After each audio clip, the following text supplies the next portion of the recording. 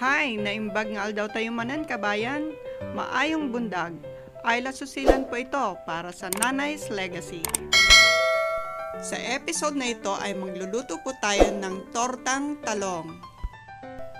Without further ado, let's get started. At ayan ang mga sangkap na ating gagamitin sa ating lulutuin.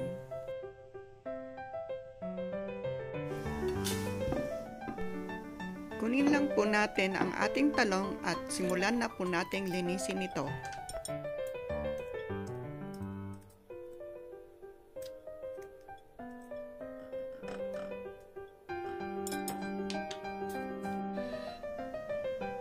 Dalawa po ang option natin sa pagluluto natin ng ating talong.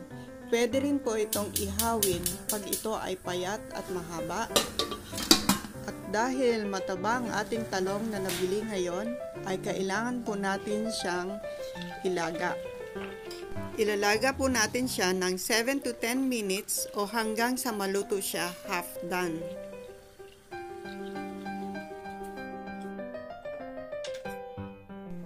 Matapos po natin siyang ilaga, ay pwede na po natin siyang balatan. Tatanggalin lang po natin ang pangibabaw na balat ng ating talong.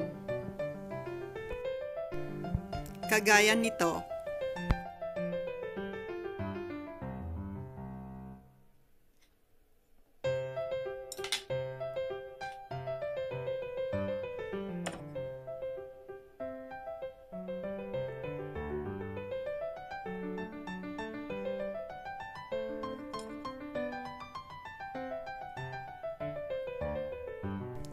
Matapos nating balatan ang ating talong, ay atin na po siyang hatiin sa dalawa.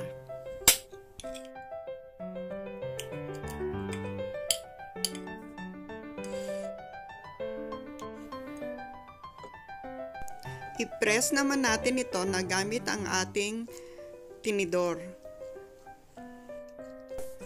Pero sikapin pa rin natin buo ang ating talong at hindi naghiwa-hiwalay para buo pa rin ito sa ating pagprito mamaya.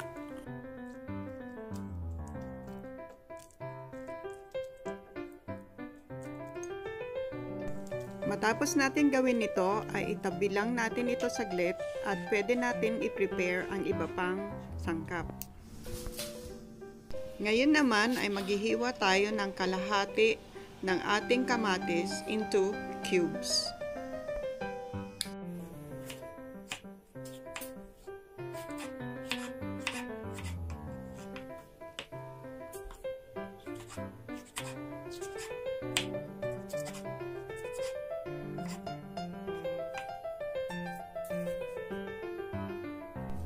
Maghihiwa din tayo ng sibuyas na gaya ng pagkakahiwa natin sa ating kamatis.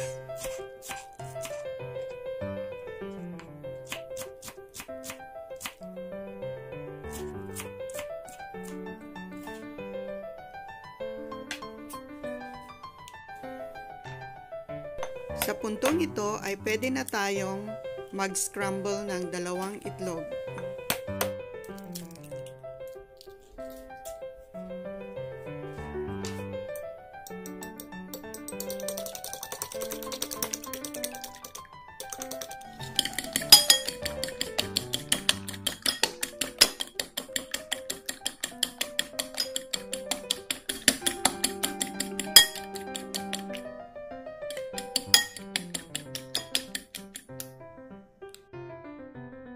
Ngayon ay pwede na nating lagyan ng kalahating kutsaritang asin.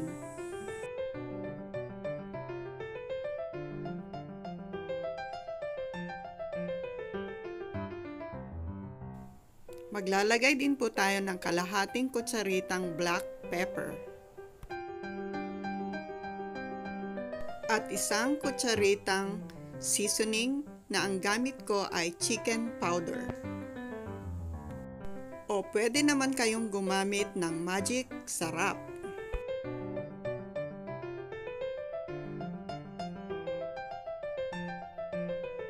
At 1 kutsarang all-purpose flour.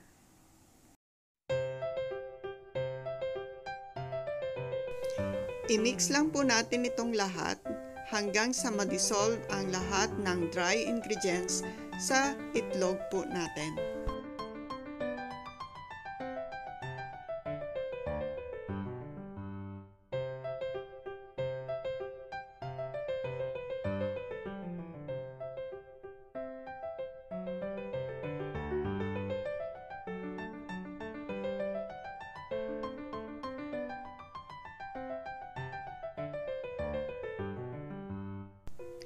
Ngayon na na-dissolve na natin ang ating mga dry ingredients sa scrambled eggs natin, ay pwede na po nating ilagay ang sibuyas at ang kamatis.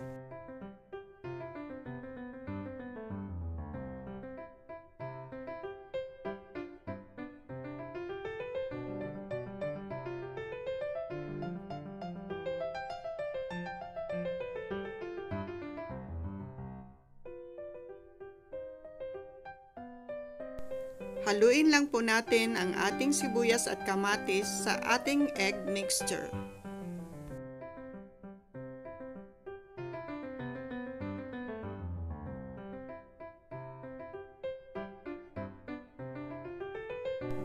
Ngayon ay pwede na nating ilagay ang ating talong.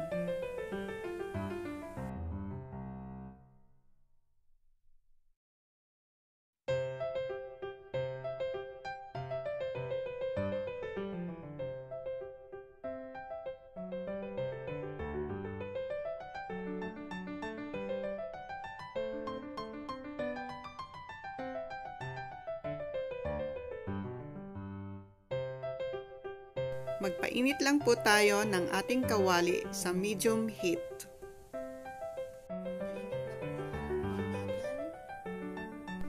At maglagay po tayo ng 2 kutsarang cooking oil sa ating kawali.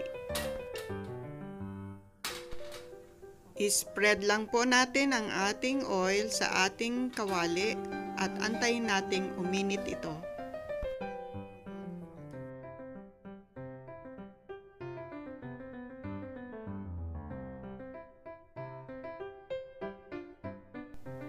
Ayan, mainit na po ang ating kawali at pwede na po tayong magprito ng ating talong.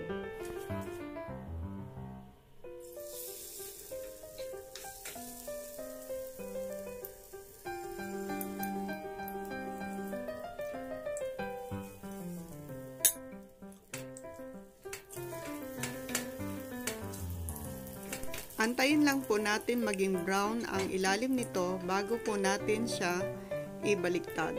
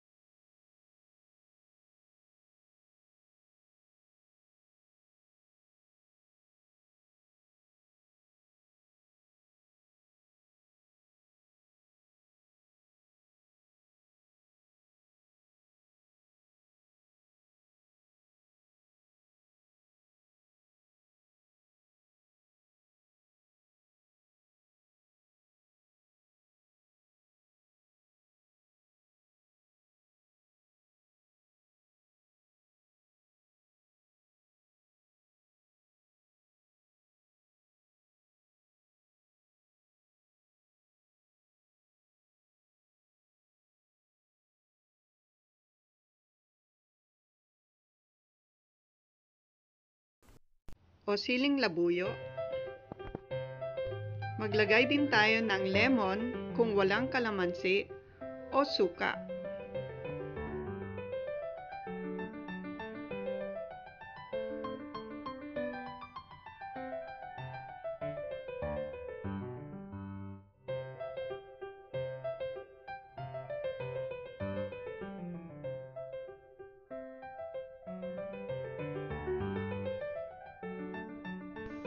Ayan, pwede po nating iserve ito sa ating almusal o pananghalian o panghapunan.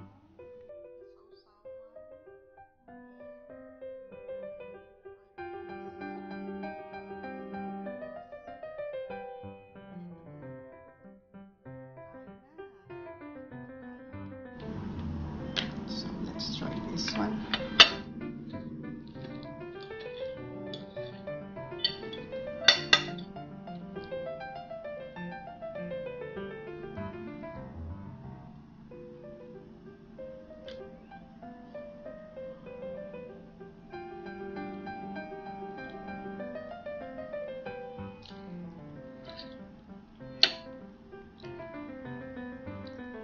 So natin sa toyo.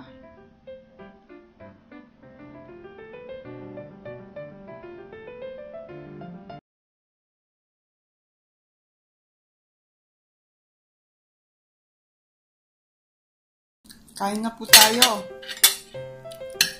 Ang sarap sa fried rice nito.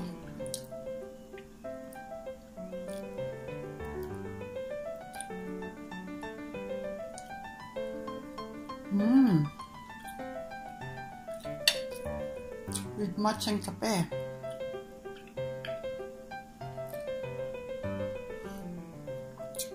Sarap. Tara na po, kain na tayo.